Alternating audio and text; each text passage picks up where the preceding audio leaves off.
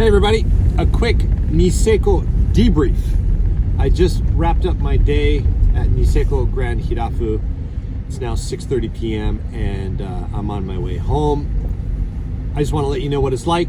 Basically, it was a big powder day. It was like 35 centimeters of snow across the mountain. But the situation is, there was no snow until like a day and a half ago.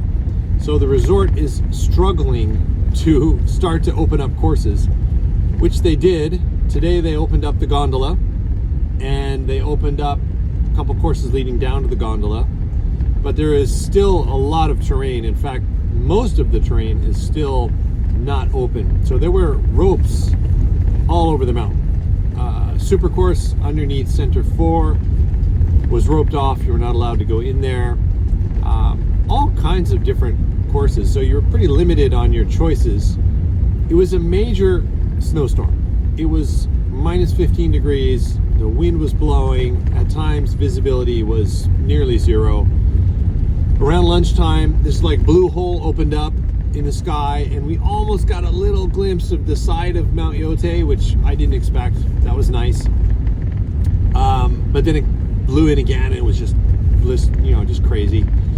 So that was what the weather was like. That was what the mountain was like. The patrol were having a rough one. They were running around all morning. Everybody was just, not everybody, but I would say like at least 10% of the people there were sort of locals or semi-locals, or people who've been there before and kind of know the mountain and know the courses. And those people are the ones who are like, oh man, it's covered in powder, we can go, let's just cut the rope and go do it. And so people were jumping over the ropes a lot, and the patrol's running around trying to do their job, and they're putting these poles in, and they're doing different whatever it is they do. And then they would see people and they would run over and they'd be like, no, you can't go, like go back. And the people are like, why, like what's going on? They're like, kind of belligerent, like, we want to ride.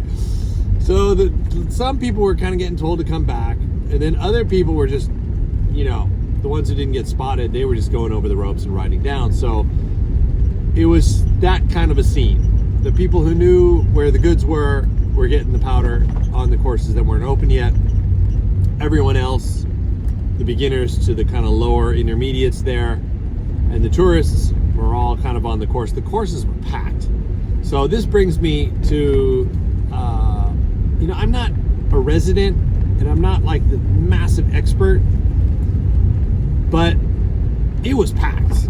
There are a lot of people here, and a lot of ski lessons going on, a lot of snowboard lessons going on, a lot of little kids, a lot of people from Singapore, Malaysia,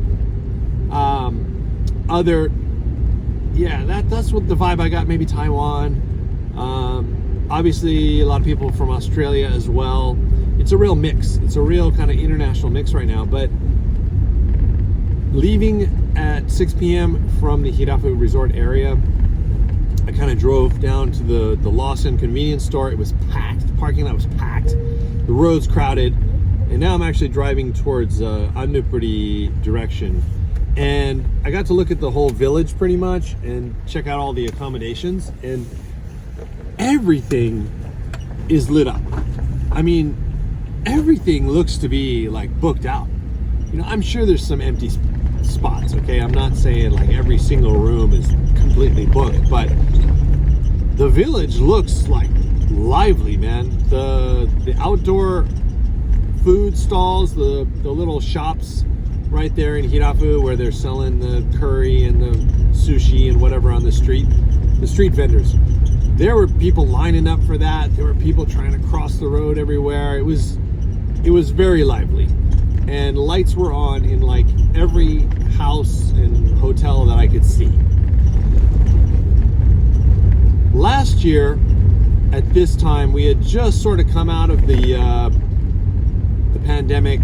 The Japanese government only opened up the airports in like late October. So I guess last year in December, it was still really slow. Didn't feel like there were many people here. Obviously that is over, and people are back. It feels like Niseko is the place to be right now. You got great exchange rate. Now that the snow's here, it looks like Niseko should look like, and everybody's just going for it. It's wild just driving around Hirafu at night. All the hotels, all the big fancy houses that people spend like, you know, anywhere from $1,000 to like $40,000 a night to rent. They all have these massive panorama windows for the view, and no one closes their curtains here, so you can just kind of drive around and look, and everybody's in there in big groups around the TV or the table having some food and drinking, and yeah, it looks like everybody's having a good time, so that's good. Stoked on that. I want everybody to have a good time for sure. My final comment and a word to the wise. At the top of Center 4, there's the restaurant right there, and it's sort of a break point for people to go in and have lunch. It was packed. It was really packed. And just, I don't know why, but all the skiers seem to leave their skis flat on the ground. And maybe they stick the poles in the snow, but then the wind blows them over. So like all the poles are on the ground in like these random directions. Skis are on the ground. And it's just dumping snow. And literally in like 5 or 10 minutes, the skis are covered, man. They're like, you could go in for lunch, come out and have no idea where your skis are. Like they will get buried. You will lose your skis in front of the restaurant. So don't do that. Put your skis together, stick them in the snow somewhere, put your poles, hook it on the top of your skis, and remember where you left it. It's just like, that's common sense, people. Don't leave your skis flat on the ground. And it makes it a real pain in the ass for everybody to try and walk around through all your skis. So that's my little rant for the day. Stick your skis in the snow. I didn't see many snowboarders doing that. Snowboarders seem to put their stuff up.